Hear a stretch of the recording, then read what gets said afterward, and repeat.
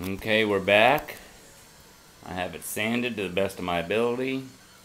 I took a soft bristled brush and went through and wiped all the dust off. And then I also took a rag with a little bit of paint thinner and wiped it down again to get all the fine dust off. And now we're ready to stain. And if you remember before, it was just a dull brownish color, so I'm hoping just to give it a more deeper, rich color. It's a good idea to test your stain on something, but I normally don't do everything I suggest you should do. So we're just going to go ahead and stain. See what we got.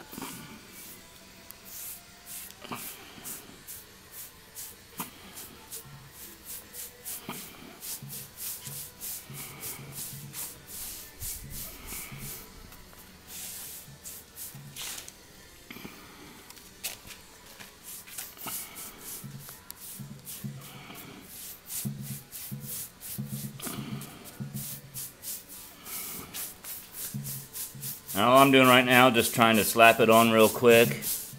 And once I get it on, I'll go over with a rag and wipe it all down.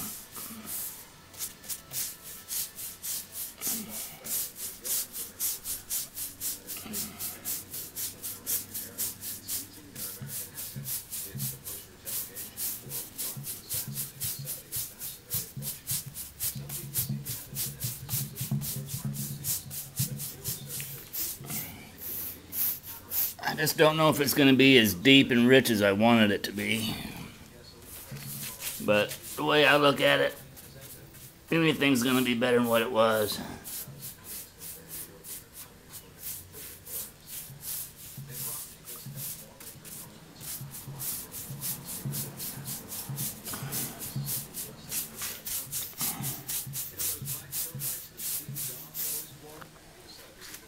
Yeah, it might be okay.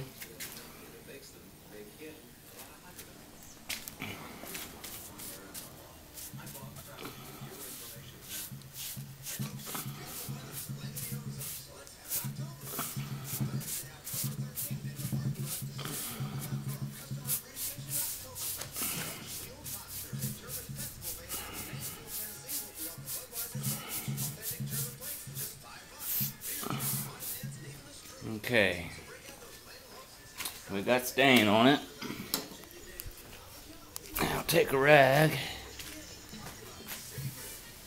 kind of wipe it off. Nope, it didn't give me what I wanted at all.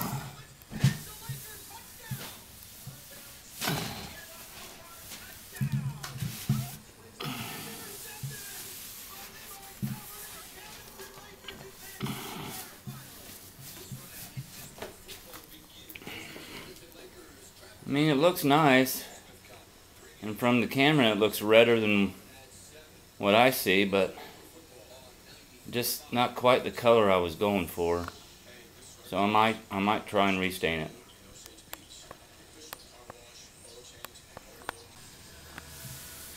For some reason my camera went off. I know the batteries ain't dead, they're fairly new. When you wipe your stain, make sure you take your thumbnail and get in that crack real good, where the stain will sit.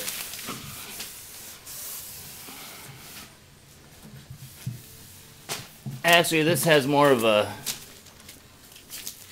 golden feel to it than it does a deep honey look, but I think it'll be okay. It's gonna look nice with that black bottom on there. So let's go ahead and pull this paper off and compare it to what we had before and see if we can tell much of a difference.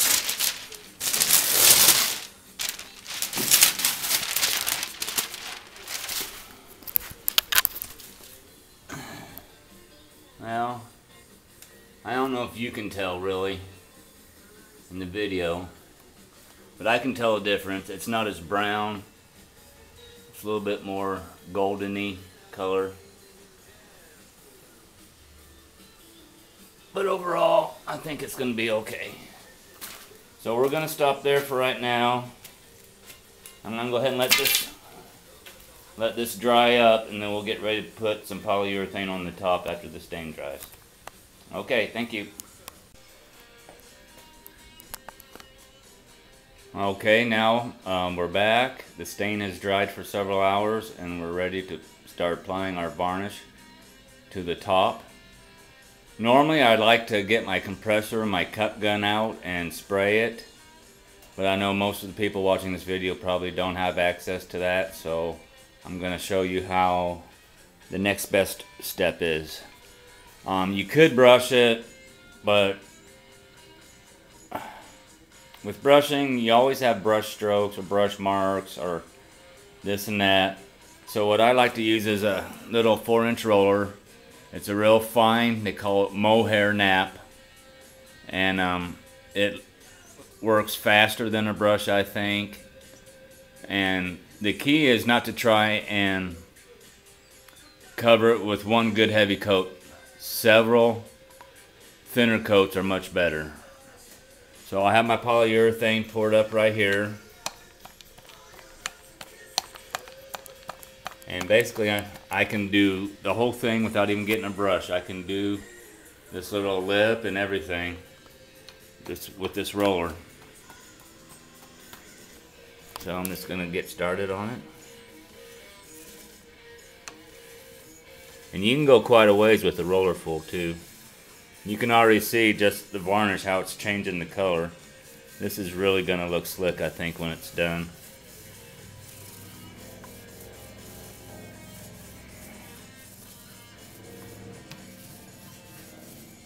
And see, I almost did, well, I did over half of it with just one roller full. Now I'm going to go ahead and do these edges too, and I can get in that crack.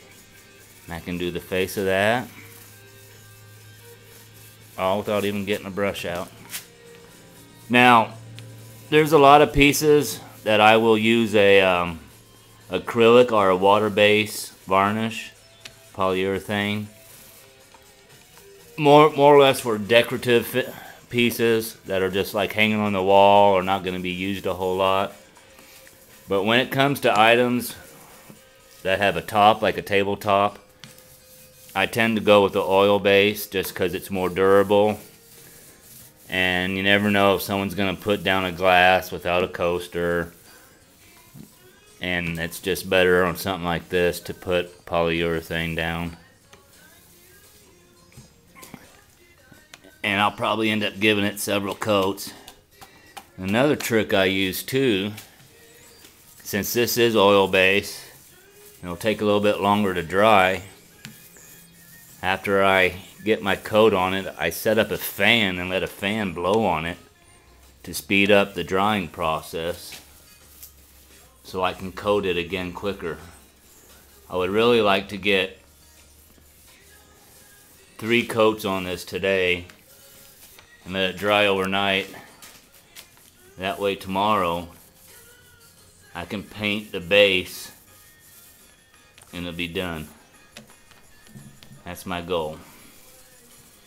Now when you roll it on, a lot of times you'll see some bubbles, but they will eventually just evaporate and pop and go away. Now you may want to look at this from several different angles just to make sure that you got it all wet, that it all looks wet to you. Because if you look at it at different angles, you may see some dry spots that you might want to hit.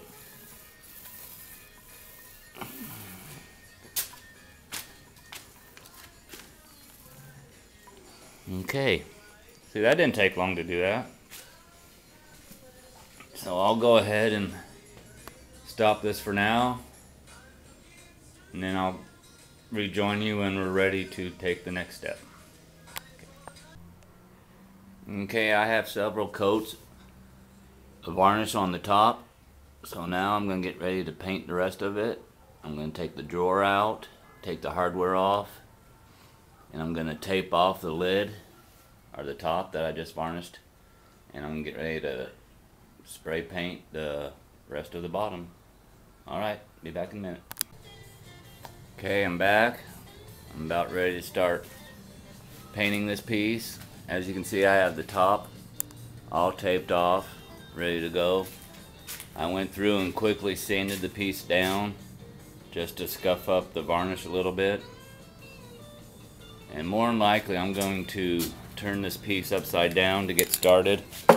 Otherwise it's going to be real hard to get underneath here and underneath some of these pieces. So if I do it upside down and then flip it back forward, I think I'll be able to get everything I need to get.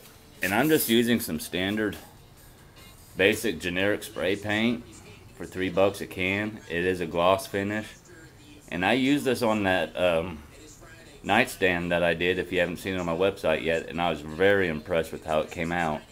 So I'm gonna go ahead and turn this piece over and then we'll get started. Okay, and I forgot to tell you, I got my drawer ready to go. I just ran some paper around the side of it, keep the overspray off. And just one thing you want to remember, it's better to put on lighter coats than heavier coats. So just go through and do several light coats.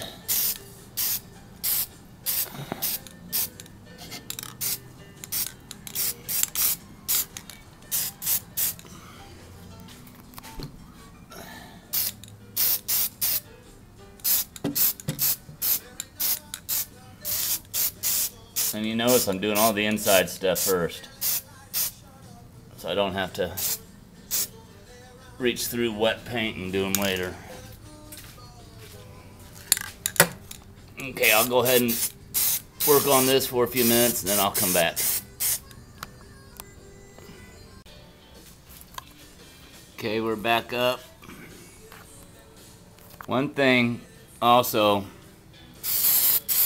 you want to remember when you're spray painting, to always keep your hand moving. Don't sit still. Just always keep your hand moving when it's on the trigger.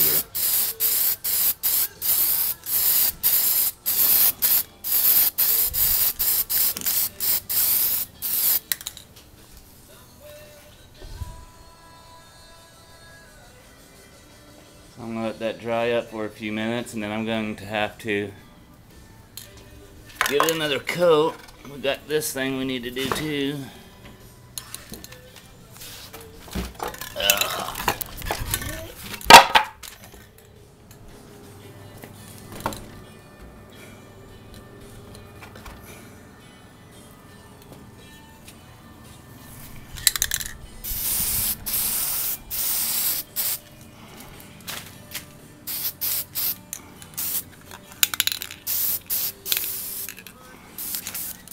Well,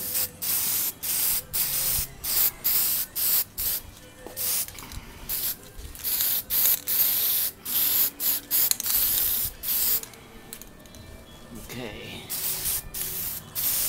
I'll go ahead and touch it up a little bit more after it dries, and then I'll pull the paper off and we'll look at the finished product. Okay. Okay, we're back. Are you ready for the reveal? See the finished product? Well, here it is. I like it. I think it turned out pretty good. Now, if you don't remember what the other one looked like, here it is. I think it's quite a bit of difference. You can see the tops are different colors. This top's a little bit lighter than that one. You know, I just think I kind of modernized it a little bit.